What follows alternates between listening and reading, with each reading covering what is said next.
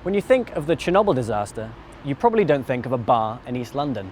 But I'm here today to try one of the exclusion zone's only exports, a spirit made using apples grown near the site of the worst nuclear disaster in history.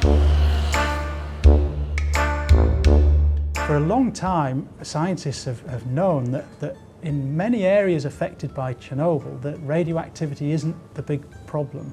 You know, we have to take precautions with it and measure it and monitor it, but the main problem has been the social and economic fallout of the accident. So what we wanted to do was produce a product. So in 2017 we started an experiment where actually in the exclusion zone around Chernobyl we grew grain and then produced a distillate from it. And the grain was just above the safe or so-called safe limit for consumption in Ukraine.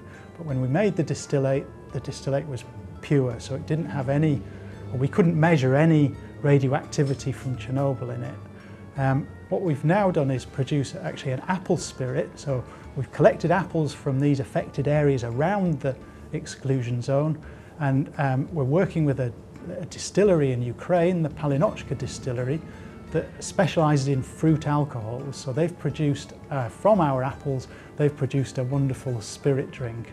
We've done all the checks, we've checked the radioactivity, we've checked all the various other things you have to check before you sell an alcohol, and yes, it's safe. Okay, well, can I have a taste then, Jim? Of course you can. Fantastic.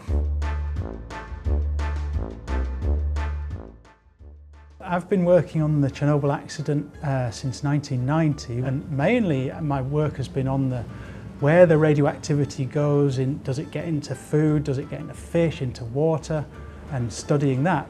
Yeah, strong. We call it strong but robust but smooth flavour, and you can definitely taste the apples in it, and it's got a kind of cidery. It's like a very, very strong cider. I'm not the sort of person who generally drinks spirits straight, Yeah. but I could drink that straight.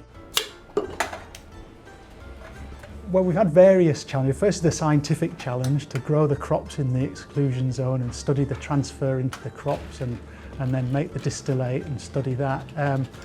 We've also had some kind of technical challenges and regulatory challenges. Our first batch, which is the one that we're now going to begin selling in the UK, was confiscated by the Ukrainian authorities.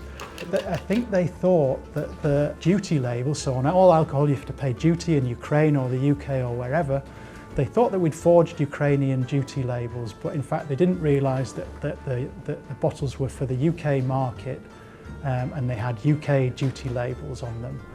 You're a magician. Thank you.